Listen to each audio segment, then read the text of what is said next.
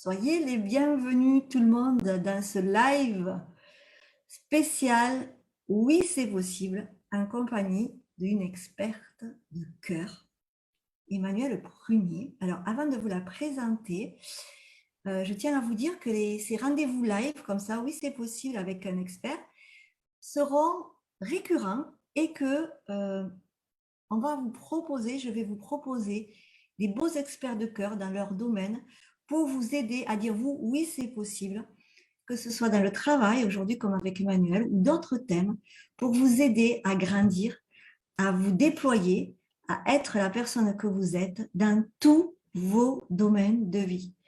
On a plusieurs domaines de vie, mais celui ou celle qui nous unit, c'est nous-mêmes.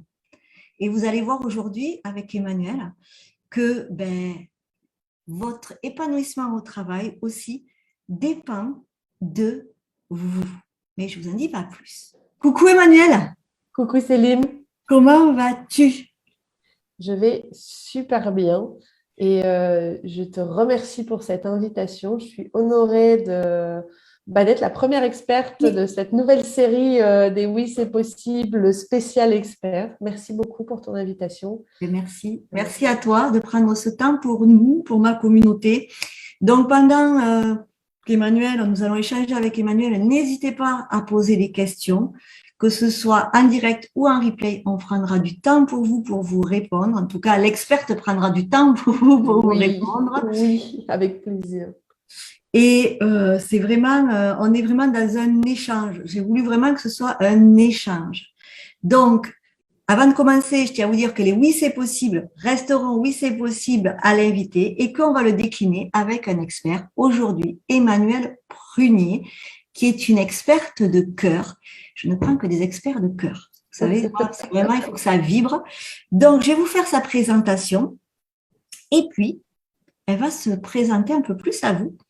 Et puis, on va parler de ce titre qu'on a donné à ce live, s'épanouir au travail. Oui, c'est possible, quel que soit le poste qu'on peut avoir. Et dans on va dire, une situation de ce nouveau monde qui arrive après une période de confinement, etc., je pense que ça va être important de voir comment on peut réinventer le monde du travail, comment on peut se positionner dans ce monde du travail, dans ce nouveau monde du travail. Et Emmanuel va nous aider. Alors, qui est cette belle Emmanuelle? Emmanuelle Prunier, elle se dit rassembleuse de richesses humaines. Déjà, ça veut tout dire. On est loin du boulot hard, on doit souffrir au travail, etc., etc. Non, Emmanuelle est rassembleuse de richesses humaines et sa contribution est d'humaniser ensemble le monde de l'entreprise sur le plan individuel et collectif. Elle se dit aventurière, voyageuse et je vous en passe, je vous en passe. Elle a une vie très occupée et elle dit qu'elle a une vie, elle a plusieurs vies dans une vie. Donc, elle est très occupée, cette dame. Elle est titulaire d'une maîtrise de sciences de gestion. Elle est formée à la psycho-émotion par notre ami Robert Savoie. Et puis, elle est manager, elle a été manager, elle va nous l'expliquer, conférencière, formatrice, entrepreneur. Enfin, voilà, elle est vraiment experte dans son domaine et elle va pouvoir vous aider. Donc, n'hésitez pas à poser des questions. Et bien sûr, sur un commentaire, moi, je mettrai à la fin tous les liens d'Emmanuelle où vous pouvez la retrouver et découvrir son bel univers de cœur, de rassemblement, de richesse humaine. Alors, Emmanuelle, je dis que tu étais manager, titulaire, etc. Mais explique-nous un petit peu ton parcours avant de débuter le sujet proprement dit. Ok. Alors, je vais essayer de faire court. Je pose ça dès le départ, ça va être aussi pour moi. J'ai toujours été meilleure en dissert qu'en synthèse, donc je vais essayer de faire quand même synthétique. Donc, comme tu l'as très bien dit, voilà, j'ai fait des études de gestion d'entreprise, donc pour devenir manager, dirigeant. Et j'ai eu la chance de faire ces années d'études en alternance. Donc, dès la sortie, j'ai pu évoluer tout de suite en poste de manager. Donc, je suis manager depuis 2004 et je le suis encore sous différentes formes tout au long de ma carrière. J'ai été manager et disons, dans ma carrière de salarié, j'ai fait 2 burn-out. Ah, 2 burn-out pour des motifs différents, mais le point clé a toujours été, pour moi, ce qui ressortait, c'était le manque d'humanité dans les façons de travailler ou dans les façons qu'on me demandait de manager, etc., etc. J'ai d'abord managé en externe, c'est-à-dire que j'ai travaillé pour une société de conseil et donc je manageais des entreprises prestataires pour répondre à la production des besoins de mes clients. Donc, c'était une façon de manager, de négocier, trouver les bons partenaires, etc. Et puis, c'est une façon de faire faire. Parce qu'il faut savoir que déjà, dès l'âge de 25 ans, j'avais pris conscience que la seule chose que je savais faire et bien faire, c'est faire faire. ben, c'est déjà pas mal. 25 ans, c'est jeune déjà d'avoir cette conscience-là. J'en avais conscience, mais je ne l'assumais pas. Pour moi, du coup, je ne savais rien faire. Et ça m'a valu mon premier burn-out puisque j'avais un gros problème de dévalorisation de moi-même. Plus mon rapport à l'autorité où j'avais une tendance à me laisser dominer parce que si l'autorité disait, l'autorité avait raison même si ça venait à l'encontre de mes valeurs. Mais comme je me dévalorisais, il y avait un problème de positionnement. C'est ce qui m'a valu mon premier burn-out. Donc, je me suis oubliée, j'ai travaillé des heures et des heures et des heures et des heures pour me faire écraser tout le temps et jusqu'à un moment, un burn-out physique. Donc, ensuite, je suis partie dans une société où je voulais vivre l'expérience du management d'équipe en interne, d'avoir une équipe à manager. Donc là, je suis partie dans un groupe international où je manageais la région Nord. Parce qu'à l'époque, j'habitais dans le nord de la France, donc je manageais la région Nord de la France. Et je suis arrivée, alors c'était rigolo, parce que je suis arrivée dans un contexte où il y avait une fusion avec la région Est, donc notamment sur les postes de direction, et une fermeture d'usine, donc plan social et pic et grève de 3 semaines et CGT. Je suis arrivée à ce moment-là. D'ailleurs, c'était rigolo, ils m'ont fait faire un parcours d'intégration de 4 semaines dans toutes les autres régions, le temps que la grève se passe et qu'ils gèrent le truc. Mais c'était terrible parce que je suis arrivée dans un contexte où les employés, mes équipes et l'atmosphère était déjà très compliquée. Et moi, j'arrive, j'ai 30 ans à cette époque-là, toute jeune, pleine d'enthousiasme, mais sans avoir réglé mes problèmes avec moi-même, notamment ce rapport à l'autorité. Pourquoi j'insiste là-dessus? Parce qu'avec ce problème de rapport à l'autorité, j'ai jamais su me positionner et j'étais toujours les fesses entre 2 chaises, ce qui fait que j'avais une direction jamais satisfaite et une équipe qui me détestait parce que je ne me positionnais pas. Et oui, une direction pas présente sur place, mais jamais contente. Tu vois l'idée. Et donc, c'était très, très, très difficile. Ça m'a valu mon 2e burn-out. Et au bout de 2 ans et demi, je suis partie. Donc, depuis 2015, j'ai quitté le salariat et j'ai entrepris un parcours d'entrepreneur. Alors, je vais être honnête avec vous, depuis 2015, des projets, j'en ai fait. Les premiers où l'avion n'a même pas trouvé la piste. C'est même pas, j'ai pas décollé, c'est même pas sorti du garage. D'autres où je trouve la piste, mais je décolle pas. Enfin bref, je me suis énormément cherchée à travers ces projets pour revenir finalement à la base de… en 2015, quand je quitte le salariat, je quitte avec vraiment cette notion de plus jamais je remets les pieds dans une entreprise, c'est inhumain, il n'y a pas d'humanité de toute façon, quelle que soit l'entreprise. Ben oui, parce qu'avec mon parcours que j'ai eu et mon ignorance de mon mode de fonctionnement, fait que évidemment, c'était la faute du monde de l'entreprise. C'est inhumain, tu vois. Et en fait, dans mon parcours d'entrepreneur, dans cette nouvelle étape de ma vie où je commence aussi à rencontrer le développement personnel. Aujourd'hui, je me détache du développement personnel, je suis plus dans une notion de connaissance de moi et de mon évolution à moi, parce que l'industrie du développement personnel est devenue aussi très dogmatique, alors qu'en fait, on est tous différents et même si on a un mode de fonctionnement unique en tant qu'être humain, nos manifestations, que ce soit nos besoins, nos émotions, nos comportements, nos personnalités, on est tous différents dans ces manifestations. Et Et donc, du coup, même en tant qu'entrepreneur, j'ai réussi à faire un burn-out. Donc, un troisième. Ah oui, tu en as fait 3 alors. J'en ai fait 3. Le troisième était un sacré épuisement professionnel. Eh Après, oui. les experts en burn-out te mettent des étiquettes, c'est un burn-out, il y a ci, ça. Bref, en tout cas, je me suis brûlée quand même.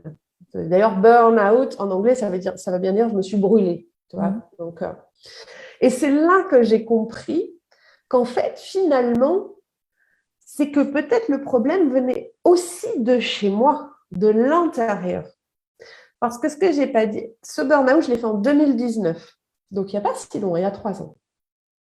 Mais à l'époque, je faisais du développement personnel. Donc, et je payais des 10 000 euros pour me faire sauter.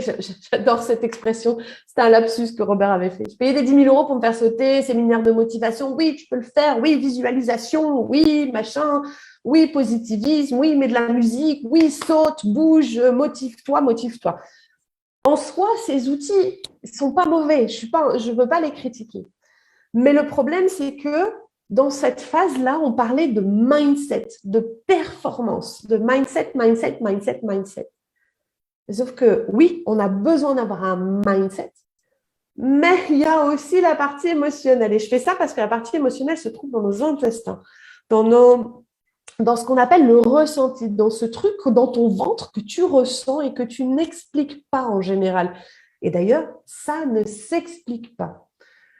Et j'ai beau adorer les neurosciences, j'ai beau adorer David Lefrançois, qui est notre quand même expert francophone en neurosciences, ça reste encore très mental pour l'explication des émotions.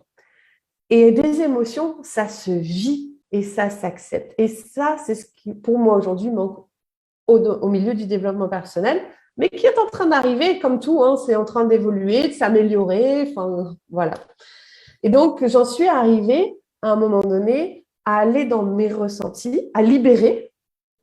J'ai pris conscience de mon rapport à l'autorité, j'ai pris conscience de tous mes freins, et je suis allée même au-delà de ma vie professionnelle. C'est toute mon histoire de vie, de mon enfance à maintenant, en fait, qui joue tout le temps. Et quand j'ai pris conscience de ça, j'ai pu revenir à ce que je ressens, à qu'est-ce que je sais faire, qu'est-ce que j'aime faire, en quoi je suis douée, j'allais dire bonne, mais bon, on s'entend, en quoi je peux et qu'est-ce qui va me faire vibrer et où est-ce que je suis appelée, sans chercher à comprendre si c'est logique ou pas. Eh bien, figure-toi que tout mon être me rappelait à retourner dans l'entreprise, mais pas en tant que salarié, mais me rappeler que toutes les expériences que j'ai vécues jusqu'à l'entrepreneuriat, les conférences que j'ai pu faire, les événements que j'ai pu organiser, etc., à me rappeler qu'en fait, j'avais besoin de trouver une autre perspective pour aider les gens qui travaillent, quel que soit leur métier, et notamment les gens salariés, puisque ça a été mon parcours. Les professionnels salariés ou les professionnels indépendants, parce que là aussi, ça a été mon parcours, de les aider à finalement prendre leur place. Et il y a 1 an, je me suis rappelée d'un truc que mon grand-père me disait toujours quand j'étais petite. Alors, mon grand-père, si tu veux, c'était quelqu'un avec un niveau de conscience très élevé, mais je n'en avais pas conscience, puisque justement, il était un peu en dehors du moule. Et d'ailleurs, toute ma famille ne le comprenait pas de manière générale. Mais j'ai eu de la chance de grandir avec lui et il m'a donné plein d'enseignements que j'en prends les leçons que maintenant, enfin que depuis 2-3 ans, mais c'est OK. Et il m'a toujours dit, tu sais Manu, chaque chose a sa place, mais, non pas mais, et chaque place a sa chose. Et en fait, une chose, c'est pas forcément un objet. C'est-à-dire que, quoi qu'on prenne, qu'on soit humain, par exemple, dans le monde, chaque humain a sa place et chaque place a son humain qui l'attend. C'est beau. Et c'est ça aujourd'hui que j'ai envie d'amener en fait toutes les personnes qui se sentent frustrées dans leur travail, fatiguées dans leur travail, qui n'a pas de sens ou ou qui se sentent comme des pions ou autres, de venir prendre de la hauteur pour déjà savoir, s'ils sont à la bonne place eux-mêmes, et puis s'ils le sont, pour réussir à prendre leur place, à se positionner sainement, et non plus dans la confrontation ou la colère ou la frustration. Voilà un petit peu mon parcours que tu m'as demandé. J'ai essayé de faire simple et résumé. Et simple, efficace, concis, c'est OK. Mais voilà. Voilà pourquoi j'en suis là aujourd'hui. Et depuis 1 an, c'est ce que je fais. Alors, merci déjà de nous avoir peut-être livré à nous.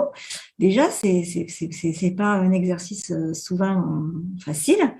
Et donc, du coup, avec toute cette expertise que tu as, cette expérience que tu as, donc du coup, tu vas pouvoir accompagner puisque tu te dis que maintenant, tu vas pouvoir aller dans les entreprises, aller vers des managers aussi, pour eux aussi rassemblent leurs richesses qu'ils ont autour d'eux et qu'aussi le collaborateur puisse aussi conscientiser qu'il a sa part de responsabilité là-dedans.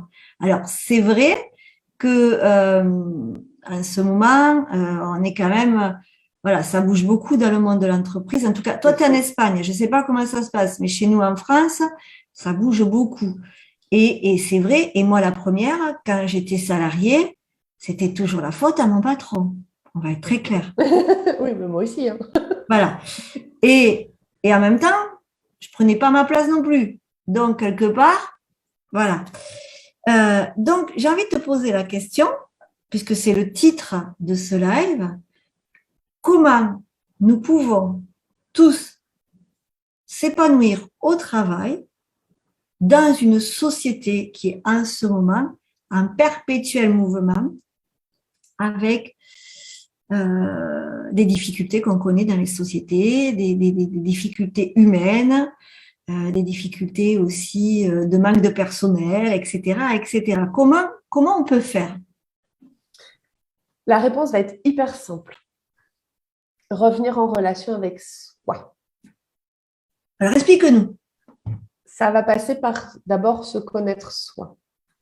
Connaître comment on fonctionne. Connaître, à venir apprendre. En fait, je vais essayer... C'est un exercice difficile dans cette question. La réponse est simple, mais pas si facile à expliquer. Mais tu vas nous expliquer, je suis sûre que ça va être top. Oui, je vais essayer. En fait, si tu veux, déjà, il faut prendre conscience que la seule personne avec qui tu vas vivre toute ta vie, c'est toi-même. Alors, de la même manière que tu apprends à connaître ton conjoint, tes enfants, tes amis, et puis après, bien sûr, tes collègues, tes patrons, que tu apprends à les connaître, tu apprends à observer comment ils fonctionnent, tu apprends à voir leurs qualités, leurs défauts, leurs réactions, eh bien, l'idée, c'est maintenant de le faire avec toi. Parce que ce qu'on a tendance à faire, et on a été éduqués ainsi depuis des millénaires, entendons-nous bien, il n'y a aucun jugement dans ce que je dis, bien au contraire, c'est tout à fait normal. Mais on a tendance, et surtout en France et même en Espagne, dans cette éducation très catholique qu'on a eue, ou même les musulmans ont une éducation très religieuse de manière générale qu'on a eue, on a tendance à nous avoir appris à s'occuper des autres, à comprendre les autres, à les connaître les autres, à accepter les autres, ou pas, mais dans ces cas-là, on peut ne pas les avoir dans notre vie, mais jamais à nous connaître nous-mêmes. Et la première chose, c'est d'apprendre à se connaître soi.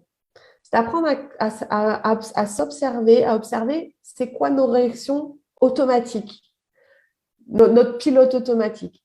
Et ça, en fait, en réalité, ces comportements sont des comportements défensifs pour ne pas souffrir. C'est ça qu'on appelle le pilote automatique. Et souvent, on se coupe justement de tout ce qu'on ressent pour continuer d'avancer, pour ce qui fait sens, pour ce qu'on nous a dit ou pour ce qu'on pense qu'il faut aller faire et réussir et machin. Et donc, on se coupe ou parfois on se noie dans des émotions, mais quelque part, on n'ose pas aller voir parce que ça fait peur, parce qu'on a peur de souffrir. Mais un jour, ma première année au ski, j'avais 26 ans, donc j'étais déjà adulte, donc je flippais déjà de tomber. Une copine m'avait dit sur une pente, elle m'a dit, je sais qu'elle fait peur, mais je te promets, elle fait plus peur qu'elle ne fait mal en réalité. Eh bien, aller vers la connaissance de soi, aller voir nos parts d'ombre, parce qu'au final, c'est nos parts d'ombre qu'il faut aller rencontrer. C'est ces parts qu'on ne veut pas aller voir, qu'on renie, qu'on ne connaît pas, parce que faut être une bonne personne, parce que faut bien répondre à ce que l'entreprise, elle demande, et pas que, hein, l'entreprise, les conjoints, enfin, transposer à tout, mais ça marche pareil, en fait. À ce que notre patron demande, à ce que les collègues veulent, parce qu'il faut rendre des objectifs, rendre des résultats, des machins. Et donc, on a peur de mal faire, on n'a pas envie de se sentir coupable d'avoir mal fait, ou parfois on se sent trop coupable. Moi, c'était mon cas en fait, hein. Je me sentais trop coupable, donc je donnais encore plus. Donc du coup, je ne me reposais pas. Mon premier burn-out, je bossais de 7h à 20h et j'en amenais chez moi après, hein. Ouais. Tu vois? Et parce que finalement, je ne voulais pas ressentir cette culpabilité, mais c'est cette culpabilité qui me faisait faire ça. Pour pas déplaire à mon patron, mon autorité, mon rapport à l'autorité. Et c'est super ce que tu dis parce qu'en fait, moi, je vais donner un exemple très concret qui est juste le mien. Oui, vas-y. Par rapport à ce que tu dis, moi, j'ai eu des difficultés dans l'entreprise parce qu'en fait, je ne me connaissais pas moi-même. Et en fait, ce que j'ai vécu dans l'entreprise, maintenant, je m'en rends compte avec le recul, bien évidemment, c'est que je n'osais pas briller. Donc, je m'effaçais. Donc, je n'osais pas prendre ma place et dire peut-être à un moment, là, je suis pas d'accord avec vous. Là, voilà comment moi je vois les choses. Et on m'aurait répondu, c'est pas possible, je serais sûrement partie. Mais au moins, j'aurais pris ma place.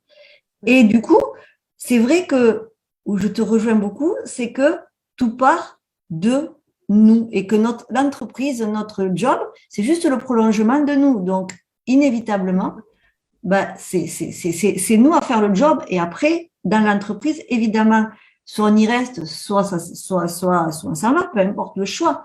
Mais après, c'est une question de choix. Oui, mais par contre, tu fais un vrai choix conscient. Exactement. C'est-à-dire que c'est marrant, c'est un post que j'ai fait là il y a 2 ou 3 jours. Et je disais, en fait, tout est question de choix. Et personne ne peut juger si ton choix est bon ou mauvais, bien ou mal. Les choix ne sont que des choix. Et il y a une dame qui a commenté, et j'ai adoré son commentaire, elle dit, oui, du coup, c'est comme de choisir de rester à un travail qui ne nous convient pas, mais parce que pour l'instant, ça nous paye les factures en attendant qu'on trouve notre mission de vie. Oui, c'est un vrai choix, tout comme celui de le quitter. C'est un vrai choix, il n'est ni bien ni mauvais. C'est ton choix qui, pour le moment, répond à ton besoin à toi, parce que tu as pris conscience de quoi tu as besoin. J'ai besoin de me sécuriser, j'ai besoin de payer mes factures, mais là, d'un coup, en ayant conscience de ce choix de rester pour payer les factures, peut-être que en changeant ta perspective, ton investissement personnel, énergétique, émotionnel, il va être différent. Et là, d'un coup, tu ne vas plus t'épuiser, en fait, parce que c'est un vrai choix. Et c'est pareil pour les indépendants. J'ai un exemple. L'autre jour, je discutais avec une de mes partenaires qui va bientôt faire une conférence d'ailleurs à Valence. Elle travaille elle-même pour quelqu'un, avec un partenaire en tant qu'indépendant. Et puis à côté de ça, elle fait ses coachings pour des clientes.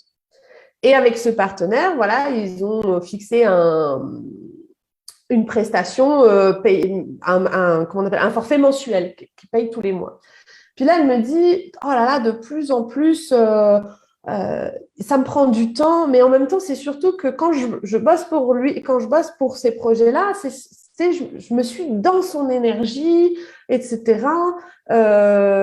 Et donc, du coup, ça me nourrit, mais ça me manque un peu de quelque chose. C'est comme s'il y avait un manque. Là, je la regarde, mais je lui dis, mais ton partenaire, est-ce que tu ne le considérerais pas comme un client? Là, elle me dit, oui, c'est mon client. Je dis, non, attends, regarde bien ta perspective. Là, en fait, ta posture, c'est que tu rentres dans son univers pour le laisser son énergie t'envahir mais tu ne le considères pas comme un client, comme tu es coaché. Elle me regarde, elle fait, bah non. Je dis maintenant, si tu commençais à considérer ton partenaire comme un client, où toi, Fred, tu vas apporter ton énergie en contribution à ces projets comme un client, comme tu es coaché, Exactement. ça changera tout. Et là, je te jure, la tête, ça fait poum, d'un coup, tu sens une légèreté qui s'amène. Et c'est ça. Et je lui dis, tu ne travailleras pas moins en nombre d'heures, tu ne feras pas moins de choses, mais ta posture et la différence de perspective que toi, tu vas y mettre, va tout de suite t'alléger les choses. Et en fait, c'est pareil pour vous, quel que soit notre métier, notre fonction, notre entreprise, nous sommes contributeurs, enfin bref, on a compris. Contributeur.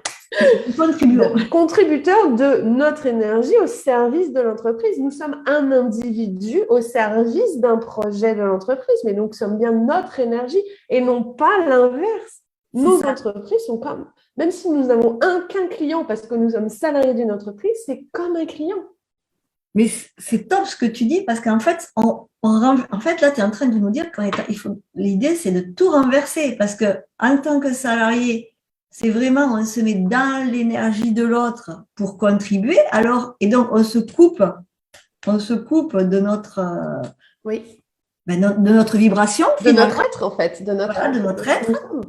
Et là, tu es en train de nous dire qu'en fait, si on reprend notre pouvoir, notre puissance, on va renverser le truc et on va être contributeur. On va dire qu'il existe. Oui, ça existe. Ça. Oui, contributeur. Contributeur du lieu où on travaille. Oui, ou du projet, en tout cas, pour lequel pour lequel on travaille, ouais. Voilà. Et là, ça change tout. Oui. Et alors, du coup, parce que je suis sûre que peut-être il y en a qui vont nous écouter, ok, mais si peut-être, on verra dans les questions, s'il y en a, quand il y en aura, sûrement, quand on est mal au travail, comme tu as pu l'être, comme moi j'ai pu l'être, d'accord, ok, il faut, l'idée c'est d'aller voir nos ombres et nos lumières, de travailler, d'œuvrer, j'aime pas dire travailler, d'œuvrer sur nous. Mais pour œuvrer sur nous, il faut avoir le déclic. Parce que très souvent, on est dans ce cercle vicieux, on en veut à la terre entière, mais on ne se rend pas compte que c'est nous. Comment toi, quand tu vas dans les entreprises, etc., comment tu fais passer le message en fait? Eh bien, il y en a qui entendent mon message et ça leur fait des clics. Puis il y en a, ils ne sont pas prêts, ce n'est pas le moment. D'accord. Ça, c'est propre à chacun en fait. Moi, j'ai eu le déclic quand j'en ai eu ras-le-bol de ma vie.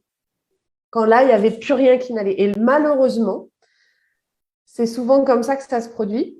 Parce que quand on est encore assez confortable, alors j'aime pas parler de sortir de sa zone de confort, etc., mais malgré tout, il y a quand même cette notion de zone confortable.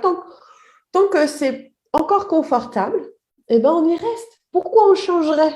C'est ça. On y reste. Parfois, c'est confortable d'être en mode victime ou rebelle qui se plaint contre sa société, mais on ne change pas. On n'a pas envie. Bon, bah c'est tout, c'est que c'est comme ça. Il y a le syndrome sauveur-victime-bourreau. C'est tout, la personne, elle est très bien à sa place de victime. Encore une fois, il n'y a aucun jugement, parce que moi, plein de fois, je me positionne en victime, comme plein de fois, je me positionne en... Enfin, il n'y a pas de jugement dans ce que je dis. Non, mais on est d'accord, Mais c'est que, pour l'instant, ça convient comme ça, et que la personne n'a pas envie, finalement, elle aime bien se plaindre, rebeller, râler, machin, mais elle n'a pas envie de changer pour toutes les raisons qui sont les siennes. Et c'est un choix, encore une fois, il n'est ni bien ni mauvais. C'est un choix. Et le déclic, ça, c'est vraiment propre à chacun. Certains, ça va être une situation, comme moi, c'était vraiment mon deuxième burn-out, j'en pouvais plus, mais mon déclic, ça a été quand j'étais dans cette deuxième entreprise où j'étais manager. En 2014, j'ai un oncle à moi qui m'a dit « Ah, j'ai une opportunité pour toi, machin, c'était marketing de réseau. » Ben non, mais je suis allée dans une de ces soirées. Et donc, mon déclic, ça a été réunion de famille, un de mes oncles qui me valorise un petit peu, qui m'invite à une réunion d'information sur un marketing de réseau. Et là, je découvre un nouveau monde. Et ce nouveau monde m'a ouvert les portes au développement personnel. Et d'ailleurs, pour être honnête, c'était mon tout premier projet d'entrepreneur, ce marketing de réseau, que je n'ai pas poursuivi pour plein de raisons qui sont les miennes. Après, j'adore ce modèle, mais comme partout, c'est de l'humain. Donc, il y a des bons, il y a des moins bons. Mais encore une fois, le modèle en lui-même, il est très bien. Moi, je le trouve très, très bien. Mais moi, ça a été mon déclic parce que j'ai rencontré des personnes qui m'ont fait rentrer dans le développement personnel, qui m'a quand même fait me poser des questions. Et en fait, ce déclic, il vient quand tu commences à être honnête avec toi-même. Et c'est ça le plus difficile. C'est ça, tout à fait. Ça me fait poser des questions sur tous les pans de ma vie professionnelle, mais personnelle aussi. Et ça n'a pas été une période facile à vivre. C'est ce qu'on appelle la nuit noire de l'âme, mais moi, elle a duré quelques années. Mais il y en a pour qui ça va vite, il y en a pour qui ça... Mais en aucun cas, je regrette ce parcours de vie parce que ma puissance vient aussi de cette part d'ombre. Tu es très puissante, tu es très, très, très puissante. Moi qui t'ai rencontré lors du congrès international de Virginie Chastel, on le sent, je veux dire, on sent cette puissance. Et justement, puisqu'une de tes expertises pour cette fin d'interview est la psycho-émotion. Oui. Je sais que c'est ton kiff en plus, formé par Robert Savoie, c'est vraiment un de tes mentors. Oui. Qui va faire son oui, c'est possible d'ailleurs. C'est fantastique, ne le ratez pas les amours, vous allez. Robert, vraiment, ça va être, ouais, je pense que moi je l'ai découvert, mais vraiment ça va être, je pense, un grand moment. J'aimerais que tu nous parles de nos émotions, de la psychonutrition, non. Psycho-émotion. De la psycho-émotion. Parle-nous de ton expertise, de cette expertise que tu as et l'impact que ça peut avoir quand on travaille nos émotions sur notre être tout entier et donc même dans notre activité professionnelle. Déjà, comme tu l'as dit tout à l'heure, de plus en plus, j'apprends à ne plus utiliser le mot travailler parce qu'on ne travaille pas nos émotions. On devient ami avec nos émotions. On apprend à les connaître. Alors, il y a les 4 émotions de base. D'accord ? Il y a les émotions et en dessous, sous la couche en dessous de profondeur, il y a les sentiments profonds. Et les 4 émotions, ce sont ce qu'on ressent là dans le ventre, qui sont des alertes. La colère, la peur, la tristesse et la joie. Même la joie peut être toxique quand elle n'est pas connue et qu'elle nous emmène trop haut dans le plaisir instantané. Il faut faire attention aussi à la joie. Et ces émotions sont des messages d'alerte. Alors là, on peut ramener les neurosciences, là, tous ces petits neurones qui se connectent dans notre estomac et qui nous font des petites énergies, des petites boules là dans le ventre. On ne voit pas parce que avec l'écran, mais voilà. Colère, peur, tristesse, joie. Elle nous passe quel message? Quel est mon sentiment profond derrière? Ça peut être de la culpabilité, de l'insécurité, du rejet, de la trahison, de l'abandon, de l'injustice, de l'infériorité. Non, il y en a plein, de l'envahissement. Moi, souvent, je souffre beaucoup d'envahissement. Je me sens vite envahie par le bruit, par machin. Alors, je te coupe 3 secondes. Il y a Sylvie qui dit « La colère, c'est ma compagne. » Justement, ben voilà. Ben oui. Alors moi, quand je suis en colère, évidemment, maintenant, par contre, il y a nos émotions qu'on sent et parfois, elles nous emmènent dans un chaos. Et souvent, moi, quand j'en suis dans le chaos, je m'isole pour prendre soin de mon émotion parce que c'est là où on va être en réaction défensive. Et encore aujourd'hui, j'ai beau les connaître, et justement, parce que je me connais, je sais qu'à un moment, quand je suis déclenchée par l'extérieur, ça me renvoie là-dessus. Je sais que ce n'est pas le moment de mettre en place une action ou de revenir en relation avec la personne. Je prends du recul, et ça m'arrive encore avec mes collaborateurs d'aujourd'hui ou certains clients ou autres, pour pouvoir aller après me positionner clairement et sainement parce que j'aurais d'abord libéré ce chaos, accueilli mon émotion, écouter ce qu'elle me dit, laisser monter. Et je me rappelle une fois, c'était la solitude qui était montée, mais ça m'avait pris du temps. Je m'étais allongée sur mon lit et j'ai dit « Ok, qu'est-ce que tu veux me dire? Je suis à l'écoute. » Et j'ai arrêté d'essayer de trouver la réponse. C'est pareil, j'ai switché. J'ai arrêté de chercher à comprendre. C'est OK, je vais te laisser monter. Et à un moment, c'est le mot solitude qui est monté. Et je n'ai pas cherché à comprendre pourquoi je me sentais seule. J'ai juste dit, OK, c'est ça. OK, tu es là, je me sens seule. Je me sens, même si j'étais entourée, je me sens seule. OK, c'est ça. Boum, je pleurais un bon coup, mais je me suis sentie libérée. J'ai laissé une place à mes émotions. C'est ça. Et le problème, c'est qu'aujourd'hui, il y a deux choses. Il y a déjà nous-mêmes qui ne nous autorisons pas parce que ça fait souffrir, alors qu'en fait, si on les accueille, on les accepte, on accepte de souffrir pour un moment, ça va très vite pour se sentir à nouveau serein, en paix, même avec la colère ou l'émotion. Et donc, dans cette sérénité, être capable de dire, ben voilà, ça me met en colère parce que du coup, ça me fait sentir ainsi. Même si ce n'est pas ton intention, j'ai besoin de t'exprimer comment moi je me sens là-dessus et j'ai besoin qu'on trouve une solution ensemble, etc. Après, il y a tout un processus qu'on fait ensemble, mais il y a vraiment besoin de libérer ces émotions et c'est hyper important d'aller connaître. J'allais dire comprendre, mais tu sais, c'est même pas comprendre, c'est connaître. Parce que après, tu pourras raisonner pour trouver une solution avec l'autre.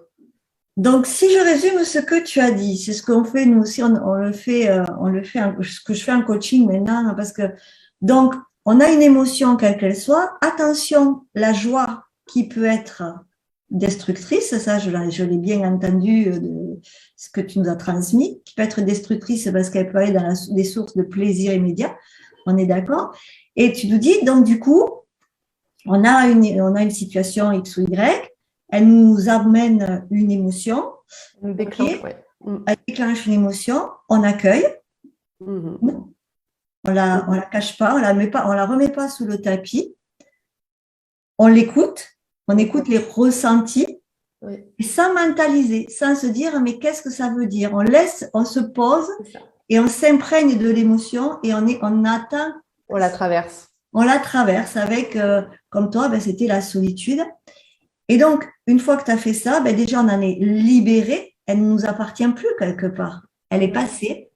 Et à ce moment-là, on peut poser des actions justes pour nous. Voilà. J'ai bien résumé? C'est hyper bien résumé. C'est génial. Et donc, du coup, dans le monde de l'entreprise, justement, comment tu le glisses, ça? Parce que les salariés, les managers, c'est vrai que des fois, ça va très, très vite, les projets, les machins, tu vois, ça va super. Comment tu arrives à leur glisser? Moi, ça doit être chouette, ça, parce que comment tu arrives à leur glisser tout ça? D'un côté comme de l'autre, il y a plusieurs règles. La première, c'est quand vous êtes déclenché, que vous sentez l'émotion monter, donc le chaos arriver, vous stoppez la relation sur le moment, l'interaction, pas la relation, mais l'interaction. Vous partez de votre côté. Vous dites, OK, là, il n'y a rien de bon qui va sortir. Je prends le temps du recul. C'est exactement ce qui m'arrive. Là, c'est exactement ce qui m'arrive en ce moment avec mon académie. Si tu veux, j'ai ouvert une académie en ligne. Mes étudiants sont tous d'un pays d'Afrique, de RDC, de Goma. Et en fait, moi, j'ai proposé une académie selon ma réalité européenne. L'Internet, l'accès Internet facile, la disponibilité de planifier des rendez-vous facile. Oui, sauf que leur réalité est tout autre. Financièrement, ils doivent acheter des gigas et ils se battent tous les jours pour avoir un peu d'argent pour acheter des gigas d'Internet. En ce moment, le contexte géopolitique est compliqué, guerre, etc. J'ai des étudiants, là j'ai un étudiant qui a perdu sa fille, qui est décédée, un autre qui a été malade, un autre qui a perdu son père, une autre qui s'est fait voler toutes ses économies dans un mauvais business.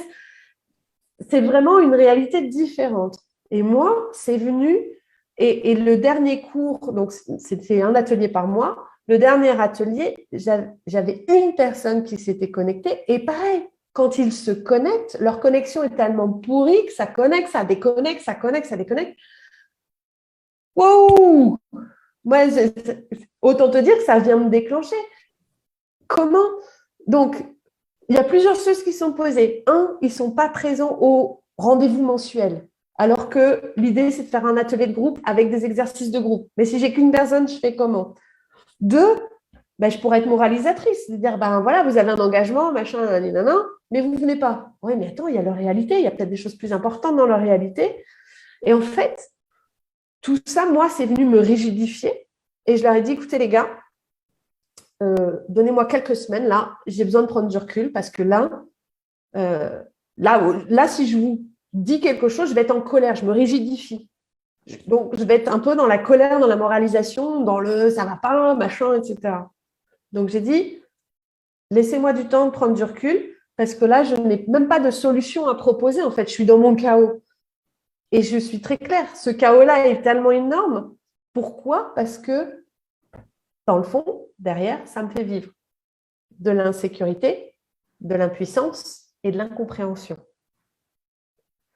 Ben, le temps de traverser tout ça, d'accueillir et de libérer, ça me prend plusieurs semaines. Mais il faut savoir que même au travail, on a beau parler des projets, des machins, il y a des choses, alors ça, je vous parle de ce contexte-là parce qu'on est sur des rendez-vous mensuels, mais il y a des choses qui vont beaucoup plus vite. Avec certaines de mes collaboratrices, j'ai des choses qui vont plus vite. Une réaction qu'une collaboratrice elle a, hop, je prends ma soirée, je prends le recul, je m'isole, je dis à mon entourage, mon conjoint ou mon coloc ou machin, là, j'ai besoin d'être toute seule, hop, je respire. Et je respire cette émotion et je la laisse monter. Qu'est-ce que ça me fait vivre? Ok, et je traverse, et je traverse. Et ensuite, une fois que j'ai traversé, j'écris souvent aussi, ça m'aide beaucoup pour poser, pour prendre conscience. J'écris. Et après, bah, je reviens vers la personne en disant, voilà, cette situation-là. Donc là, je reste factuelle, je présente la situation. Par exemple, tu as dit ceci, c'est un fait. Il n'y a pas de jugement, tu vois, tu poses le fait. Ça m'a fait sentir comme si. Donc moi, là, clairement, je vais revenir avec mon académie. Ça va être, voilà les gars, la situation, c'est le dernier atelier, plus ceux d'avant, mais notamment le dernier est vraiment venu me déclencher parce que le fait qu'il n'y ait personne, qu'il y ait machin, ça m'a fait sentir impuissante dans l'incompréhension totale parce que je vois bien que vous avez une réalité tellement différente au-delà de ce que je peux imaginer que ça m'a rigidifiée. J'avais besoin de prendre du recul parce que je n'étais pas capable de trouver une solution.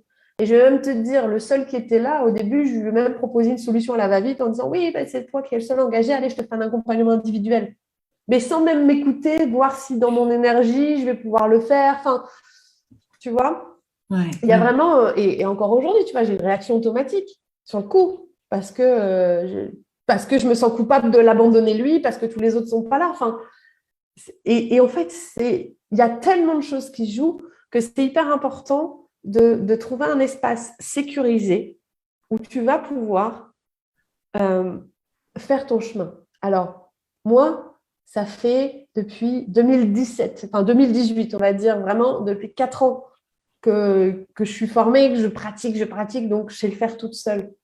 Mais avant, les ateliers de Robert m'ont aidée. Parce qu'avant de travailler avec lui, me former avec lui, j'ai fait son atelier parce qu'il offre cet espace-là. Un thérapeute offre cet espace-là. Moi, un coach, alors après, je fais la différence entre coach. Coach, il va plutôt être dans le on met en place des actions pour la suite. Alors, bon, non. Après, non, parce que franchement, nous, moi, c'est vrai que je travaille comme ça. Je travaille comme toi. Je travaille comme toi. Bon, après, c'est ce qu'on met dans… Mais voilà, thérapeutique. Moi, coach thérapeute qui va pouvoir t'offrir en tout cas cet espace de sécurité, t'accompagner à juste t'écouter, en fait, t'entendre pour te laisser exprimer. Parce que, comme on dit, c'est en relation qu'on a été blessé, c'est en relation qu'on peut se récupérer et se libérer. Ben, c'est beau ce que tu nous dis et je pense que ça va aider. Alors, il y a eu des commentaires, il y aura un replay aussi, mais sachez que quand même, toute son expertise, la belle Emmanuelle l'a mis sur un e-book. Et je voulais le mentionner, qui s'appelle Le manuel du manager, mais elle m'a dit en off qu'il allait se transformer à quelque chose, parce qu'il est en fait, il est accessible pour tout le monde. Oui, il est offert. Il est accessible à tout le monde et on n'a pas besoin d'être manager pour pour le lire. Donc, pour y accéder, c'est très simple. Vous allez sur son site internet que je mettrai un lien et vous y tombez dessus. Vous ne pouvez pas le louper. C'est une mine d'or de son expertise. Et je vous invite vraiment à aller le consulter parce que je pense qu'il va aider autant les managers que les salariés, peu importe. Mais les indépendants. Les indépendants, voilà, je cherchais le nom. J'allais dire les entrepreneurs, oui, les indépendants. Oui, les entrepreneurs, les indépendants.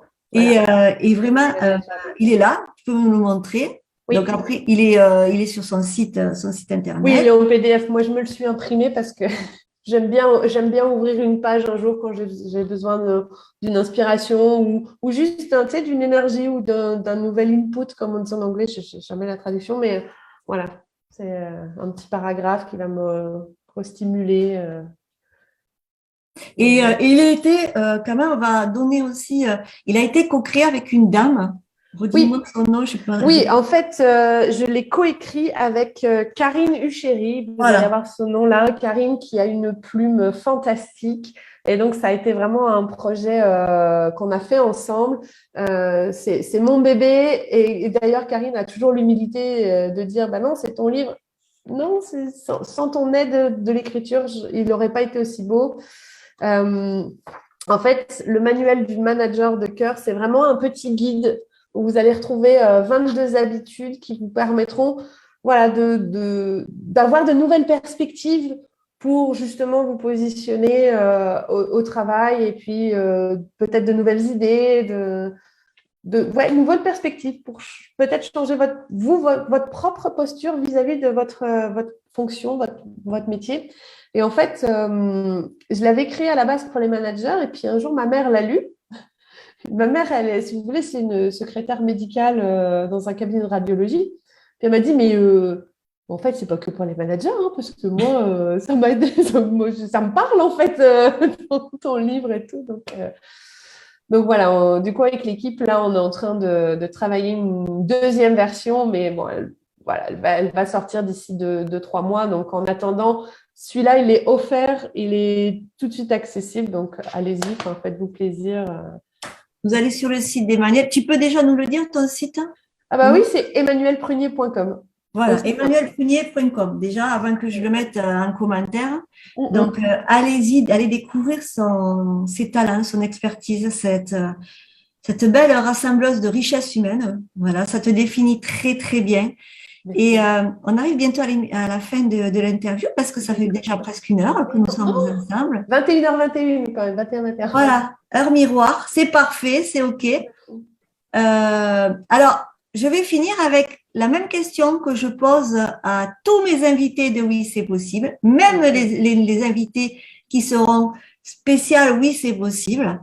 J'ai envie de te demander, Emmanuel, qu'est-ce que tu pourrais dire aux personnes qui n'osent pas dire oui, c'est possible, qui n'osent pas aller à leur rencontre, aller se découvrir et aller créer tout leur champ des possibles? Je peux dire plusieurs choses? Oui, allez, tu as le droit. Déjà, demain n'existe pas. Le passé, c'est de l'histoire. Le futur est un mystère. Demain n'existe pas. Et le présent est un cadeau. Donc déjà, vous avez tout à créer chaque matin. Deuxième chose, le soleil va se lever et se coucher chaque jour avec ou sans vous. Donc, à vous de choisir si vous voulez en être ou pas. Et puis, la dernière chose, c'est que quel que soit votre choix, mais en tout cas, si vous avez cet élan de transformer quelque chose sans forcément changer de travail, ce n'est pas forcément le but, mais d'aller à votre rencontre, j'ai envie de vous dire, vous n'avez rien à perdre, vous avez tout à gagner. Donc, allez-y. Si vous avez l'élan, allez-y. Je pense que ce sera le mot de la fin. Merci, ma belle, pour ce doux moment passé ensemble. C'était presque 1 heure d'interview et on parlerait des heures avec toi. Et je vous invite vraiment à découvrir son univers. Emmanuel Prunier, vous pouvez la trouver sur Instagram, sur Facebook, sur son site internet. Je vous mettrai tous les liens. Allez vers cette belle personne, aller vers l'Espagne, hein, voilà, virtuellement. Oui, je vis en Espagne. Aller vers l'Espagne, Ça, aller c'est vers mais oui, c'est l'Espagne possible, ça. et puis aller à sa rencontre. Elle fait plein de choses en Espagne aussi. Elle fait plein de choses. Donc, vous pourrez aller, si vous êtes parti en vacances, vous pourrez aller la rencontrer. Oui. Merci. Merci du temps que tu nous as offert.